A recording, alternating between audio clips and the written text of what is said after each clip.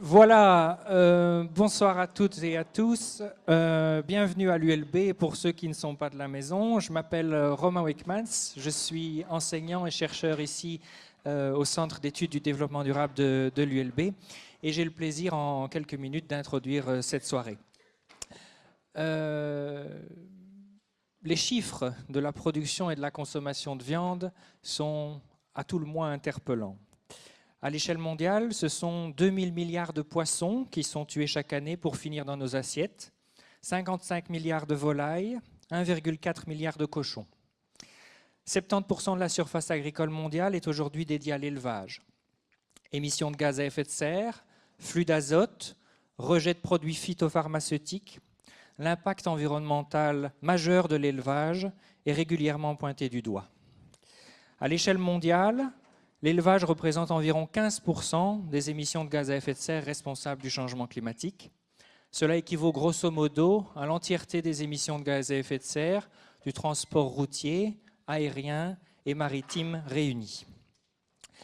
Patrimoine culturel pour certains, l'élevage représente pour d'autres une forme d'exploitation animale tout à fait inacceptable. Si la consommation de viande est aujourd'hui en croissance dans de nombreux endroits du monde, elle stagne ou décroît dans certains pays ou parmi certains groupes sociaux. La consommation de viande fraîche par personne a ainsi diminué de 14% entre 2014 et 2018 dans notre pays, mais est toujours 2 fois trop importante si l'on en croit les recommandations de santé publique. Dans le même temps, de nombreuses populations dans le monde ne peuvent accéder à des protéines animales de qualité. Par ailleurs, au cours des dernières décennies, le secteur de l'agriculture en général a connu des transformations particulièrement importantes. Pour ne prendre que l'exemple de la Belgique, 68% des exploitations agricoles ont disparu entre 1980 et 2017. La superficie moyenne par exploitation agricole a presque triplé en 37 ans, mais la main-d'œuvre du secteur a chuté de 62% sur la même période. Alors, derrière cet ensemble de chiffres que j'ai cités ici de façon très rapide et qui mériteraient bien sûr d'être précisés, se trouvent des enjeux éthiques, écologiques, sanitaires, culturels et socio-économiques tout à fait majeurs. Et c'est pour tenter d'examiner ces différents enjeux que le professeur Zaka et moi-même avons souhaité organiser aujourd'hui cette conférence. Alors, nous avons, je dois dire, la chance et beaucoup de plaisir, le grand plaisir d'accueillir ce soir 4 spécialistes pour nous éclairer sur ces différents enjeux. Et je tiens vraiment encore une fois à les remercier d'avoir accepté notre invitation. Nous aurons d'abord Olivier de Scutter, professeur à l'Université catholique de Louvain et ancien rapporteur spécial des Nations Unies sur le droit à l'alimentation, qui va tâcher de dresser un panorama des impacts de la production et de la consommation de viande, les impacts environnementaux et les impacts en termes de santé publique à l'échelle mondiale. Ensuite, Renan Larue, qui est professeur à l'Université de Californie à Santa Barbara, interviendra par vidéo sur le sujet des controverses liées au végétarisme.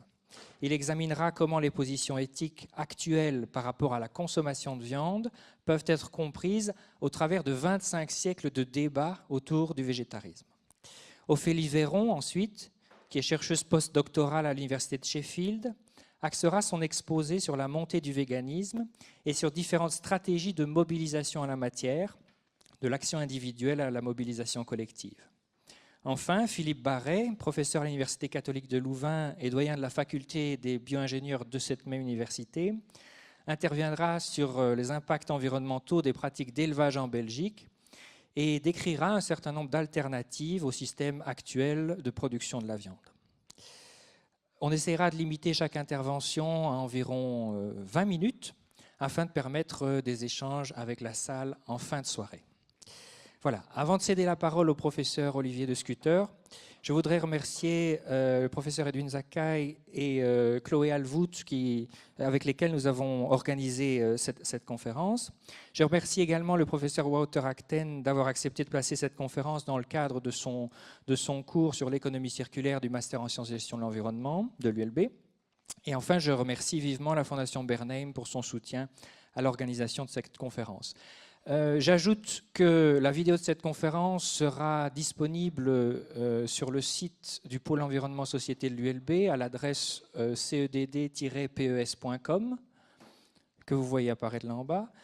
Et de même, vous pouvez retrouver sur ce site les vidéos des précédentes conférences, que ce soit sur le rapport 1,5 degré du GIEC, sur quel avenir énergétique pour la Belgique, en fait toute une série de conférences qui ont été faites au cours des derniers mois.